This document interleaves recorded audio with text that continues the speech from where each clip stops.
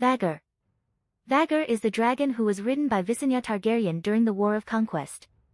Although during this time she was the smallest of the trio that included Balerion and Meraxes, Vhagar was still large enough to swallow a horse whole, and her flames can melt armor.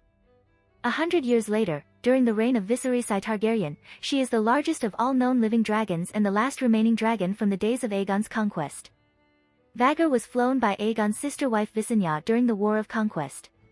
She was one of the 3 dragons present at the Field of Fire, the decisive battle of the conquest that ensured Targaryen mastery of the 7 kingdoms. Nonetheless, House Aeron thought that the Vale could still resist Targaryen domination by hiding behind the impregnable mountains of the moon along their borders, and fortifying the mountain passes beyond any hope of attack. Similar to how Aegon had dealt with Harrenhal, Visenya simply flew Vhagar directly over the mountains, and came to rest in the courtyard of the Aeron's own castle, the Eyrie.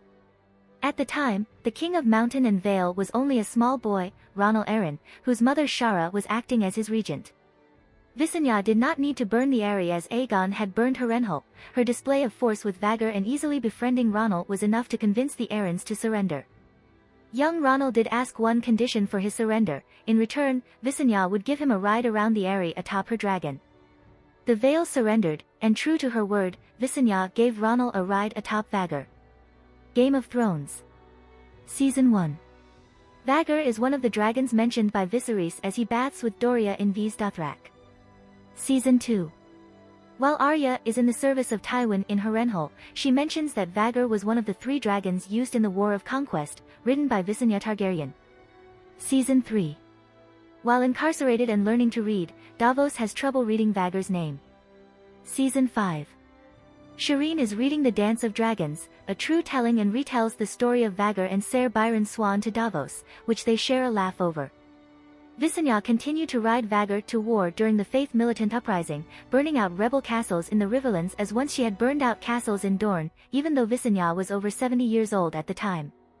Visenya eventually died late in Maegor's reign. Her riders during the next 60 or so years, if any, are unknown. In the books, Vhagar remained riderless for many years following Visenya's death, lairing first in the yards of Dragonstone and later in the Dragon Pit of King's Landing. It was during the reign of King Jaehaerys I, when his and good Queen Alysanne's children produced an abundance of Targaryens to claim the remaining dragons, that Vhagar finally gained a new rider in the king's second son, Prince Baelon. Baelon would ride Vhagar into battle during the Fourth Dornish War, alongside his father, astride Vermithor, and his elder brother Prince Aemon, astride Caraxes. Later, after Aemon was killed on Tarth by Myrish pirates, Baelon exacted a terrible vengeance for his beloved brother's death by unleashing Vhagar's fury on them. Baelon was made the Prince of Dragonstone and the hand of the king for his exploits during the war on Tarth, but died several years later of a burst belly, leaving Vhagar riderless yet again. Later during the Old King's reign, Balerion died of old age, making Vhagar the oldest and largest of the Targaryen dragons. Lena Valerion, daughter of Lord Corlys Valerion and Princess Rhaenys Targaryen and wife to Prince Daemon Targaryen, rode Vhagar during the reign of Viserys I Targaryen. Lena eventually died in childbirth, and not long after, Vhagar accepted Prince Aemon Targaryen as her rider. After Meraxes and then Balerion died, Vhagar was the last of the original 3 Targaryen dragons. Meraxes died fighting in Dorne, while Balerion later died of old age, nearly 40 years before the Dance of the Dragons. Vhagar was the mother of several of the second-generation Targaryen dragons, but exactly which ones have not yet been specified.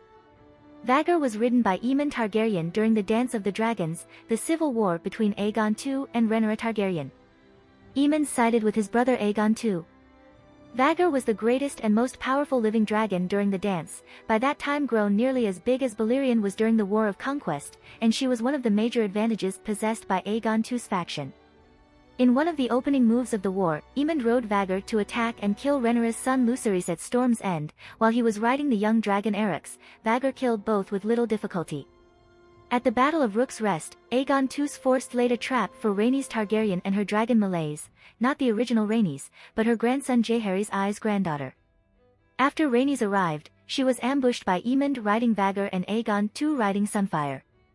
While Sunfire was badly wounded, the great dragon Meleys was killed.